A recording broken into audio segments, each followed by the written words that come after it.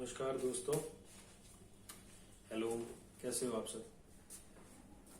तो आज एक और नए सेशन के साथ हम आते हैं। आप सब लोग इस बात से रिलेट करते होंगे कि आप कहीं गाड़ी से या किसी भी व्हीकल से जा रहे हैं और आपने by chance red light jump कर ली तो आपको किसी ट्रैफिक पुलिस वाले ने रोक लिया। ये शायद हम सबकी लाइफ में हुआ होगा। तो आप क्या करते हैं? मैं आपको बताता हूँ आप सच में क्या करते हैं। आप सोचते हैं कि 100-200 रुपए दे के मैं छूट जाऊं। आप कोशिश करते हैं कि 100-200 रुपए दे के मैं छूट जाऊं। और जो है, अब अगर मान लो आप वो नहीं मानता तो आप सोचते हैं पैसे और बढ़ा दूं। आप यही सबसे पहले सोचते हैं करने की। आपके दिमाग में ये नहीं आता कि क्या मैं ये चालान जो वो बना रहा है या जिस भी चीज का, मैं इसको जहां पे इसको भरना है कोर्ट में, जनरली वो लोग कहते हैं कि इसको कोर्ट में भरो आप, क्या मैं वहां जाके भर सकता हूं? कोई ये पेन नहीं लेना चाहता। अब बात ये आती है कि यहां गलत कौन है? हम जो कि अपनी सहूलियत के लिए, अपनी कन्वीनियंस के लिए एक ट्रैफिक पुलिस वाले को ब्राइब दे रहे हैं, या वो जो कि ब्राइब ले रहा है? आखिर इन दोनों सिचुएशंस में गलत कौन है? देखिए, मैं यहाँ सही गलत का फैसला करने के लिए ये वीडियो नहीं बना रहा हूं। मैं सिर्फ ये बताने के लिए आपको ये वीडियो बना रहा हूं कि इसका अलग अलग पॉइंट ऑफ व्यू हो सकता है। हमारे पॉइंट ऑफ व्यू से हम सही हो सकते हैं और उनके पॉइंट ऑफ व्यू से वो सही हो सकते हैं। लेकिन अब हम एक जनरल बात करते हैं। एक छोटा बच्चा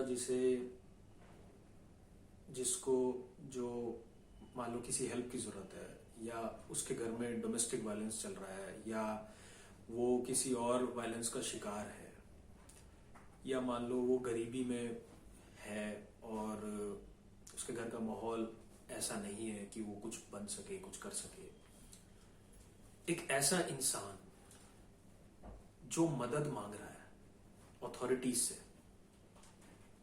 एक इंसान जिसकी बहन को किडनैप कर लिया जाता है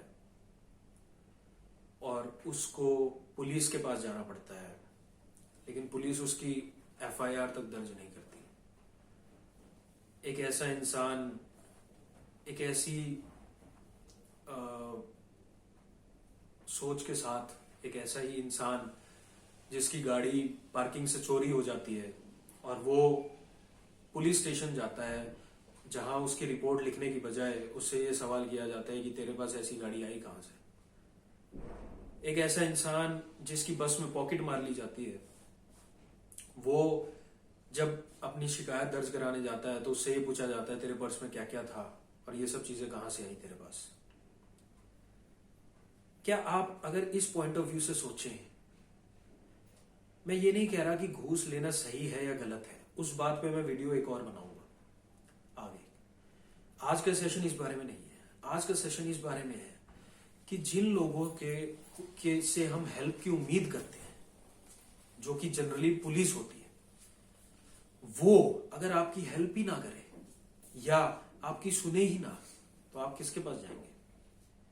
आपकी हेल्प करने की बजाय एक छोटा बच्चा ही ना सही, एक मासूम इंसान एक मासूम नादान इंसान अगर पुलिस वाले के पास जाता है, जिसको पुलिस के बारे में कुछ नहीं पता, जिसको सिस्टम के बारे में कुछ नहीं पता कि कैसे सिस्टम चल रहा है, वो अगर किसी हेल्प के लिए जाता है और उसको वहां से बेरहमी से भगा दिया जाता है और उसकी जो याचिका है वो अनसुनी कर दी जाती है और उसकी खिल्ली उड़ाई जाती है। सोचिए एक ऐसे इंसान की साइकी पे, एक ऐसे इंसान के दिल और दिमाग पे क्या बीतती होगी, क्या सोचता होगा वो सिस्टम के बारे में। अगर हम सिर्फ इतना सा काम कर सके, एक सिविल सर्विसेज का एग्जाम क्लियर करके एक इंसान अगर आईपीएस में सेलेक्ट होता है और एक दिन किसी जिले का सुपरिटेंडेंट ऑफ पुलिस बनता है, तो उससे हर इंसान उम्मीद करता है उस जिले का कि वो हमें इंसाफ दिलाएगा। लेकिन क्या ऐसा हो पा रहा है? जो हम सबसे कम, जो the least that we can do, जो वो इंसान पावर में बैठा कर सकता है। आज मैं पुलिस को लेके जनरल एक पर्टिकुलरली बात करना चाहता हूं।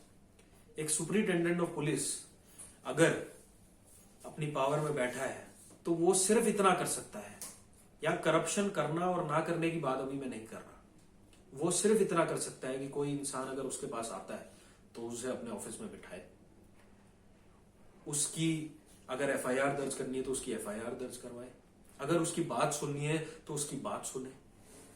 एटलीस्ट ये ना फील कराए उसे कि उसके पास आकर उसने बहुत बड़ी गलती करी है। अगर आम आदमी के मन में ये आ गया कि पुलिस रक्षक नहीं भक्षक है, तो इंसाफ कैसे होगा? तो एक लॉ एंड ऑर्डर सिचुएशन का क्या होगा, आप खुद ही सोच सकते हैं। इसीलिए कोई भी पुलिस ऑफिसर किसी भी रैंक का, लोएस्ट से लेके हाईएस्ट पोस्ट तक, सिर्फ इतना सा काम कर सकता है कि वो कर्टियस हो सकता है, पोलाइट हो सकता है अपने व्यवहार में, अपने काम में। लोगों को, वो लोगों के लिए चुने गए हैं, लोगों को ये ना फील कराएं कि उनके पास आके उन्होंने बहुत बड़ी गलती करी और उन्होंने अपने आप को एक जाल में बांध लिया जिससे वो कभी नहीं छूट पाएंगे। सड़क पे कोई हादसा होता है, लोग उनकी मदद करने से डरते हैं कि हम पुलिस के पचड़े में नहीं पड़ना चाहते। इस पुलिस के पचड़े में कोई नहीं पड़ना चाहता, लेकिन आखिर हम इस पचड़े से निकलेंगे कैसे, इससे डील कैसे करें? यही इसका सोल्यूशन है। आप अपने व्यवहार को बदलिए, आप उसे पोलाइट बनाइए, अपने आप को थोड़ा मैनरिज्म अपनी सुधारिए। अगर आप एक पुलिस ऑफिसर हैं और मेरी वीडियो देख रहे हैं तो the least you can do is to be there and to be present for them, जो लोग आपकी मदद के लिए आ रहे हैं। आज का सेशन इतना ही, मैं सिर्फ यही बोलना चाहता हूं। अगर अच्छा लगा तो लाइक और कमेंट ऑफ कोर्स करिए। कमेंट करके मुझे बताते रहिए कि आपको वीडियोस मेरे कैसे लगते हैं और मैं आपकी कैसे और मदद कर सकता हूं। और यही सब, तो क्योंकि ये मोटिवेशनल चैनल है तो इस आज के सेशन में मैं ये बात ऐड करना चाहता हूं कि पुलिस के पास जाने से मत हिचकिचाइए।